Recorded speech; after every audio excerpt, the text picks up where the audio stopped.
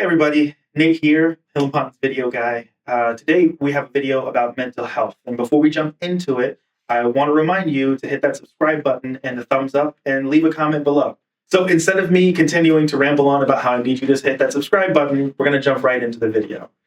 Hey Shelly, how you doing? Hi, I'm doing well. How are you? Doing pretty good. So we're going to talk about a mental health case that you've worked on today. Okay. And kind of dive into the story of what was going on with the veteran and how you hopped in to help. Sure. So can you give us a little bit of a background on what the lead up to the case was? Okay. Yes. Great. So this is just a story that I thought of about a veteran that came to us seeking to have his PTSD service connected by the VA.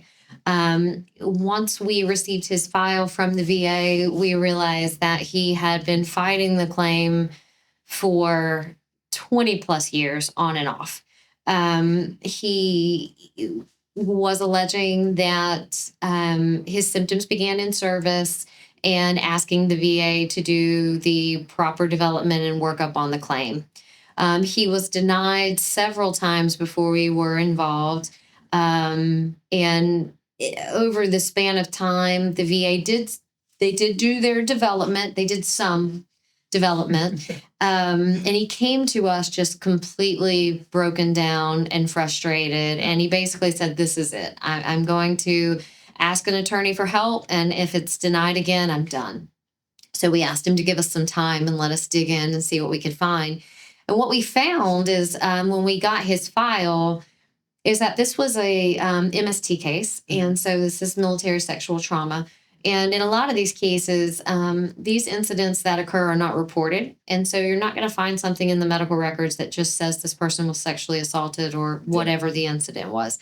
And so there are regulations that say we can look at the file and basically paint a picture. So we can find markers that show maybe performance that drops or substance abuse that begins or difficulty with authority or things like that, where we can corroborate the veteran's accounts of what occurred. And what we noticed in this veteran's file is that they did not have any of his personnel records.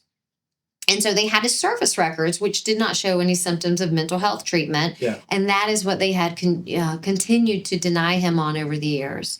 So we did request a full jacket from NPRC, and we got his records in. We submitted them. And they showed just that. They showed a pattern of this service member going from being a very high-performing enlistee to really having a lot of difficulties with substance abuse and performance. And it really corroborated the veteran's story. Long story short, he was awarded service connection. We are very happy. In true VA fashion, the rating wasn't correct. The effective date wasn't correct. So we worked on that until we got it corrected at the regional office.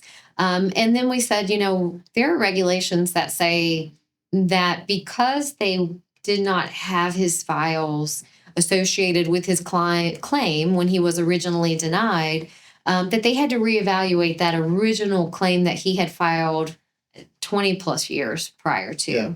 And I know that he would say it took a lot of time. We did have to go up to the board.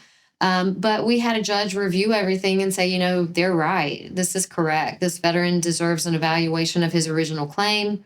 And with those records, service connection was granted back to the date of his original claim. Wow. So he got back pay all the way back to that original claim. Correct. Because he kept fighting it for the 20 years. Yes. So what can someone do when they've reached that wall of we have no way of proving at all this claim that I'm trying to put in? I think they should definitely reach out for help. Okay. There are different avenues that we can use to prove the claim. It takes really getting the entire file and doing a deep dive and really looking at it. And sometimes it takes not necessarily looking at what's in the file, but looking for what's missing. And then when we find what's missing, we can use a lot of different pieces of evidence to help corroborate, the incident that are not necessarily just records. Yeah. We can use statements. We can talk to family members or friends. There's a lot of different things that we can do that are outside of the box that people may not be thinking about when they're looking at their records. And that's because you've been doing it for so long. You understand the different ways to kind of navigate something. Correct. To find the thing that is there, but you can't see. Right. And I think that not being involved in it personally gives us a little bit of a broader perspective instead of just looking at it and saying, you know what, I didn't report this. I didn't have symptoms in service, so I can't prove my claim. Yeah. So there are definitely usually some creative things that we can look at finding. Yeah, and thank you for watching. I hope you learned something from this video. If you do need to reach out to us for help, there's a link in the description that you can click for a free case evaluation. As always, thank you for watching, and thank you for your service. Thank you.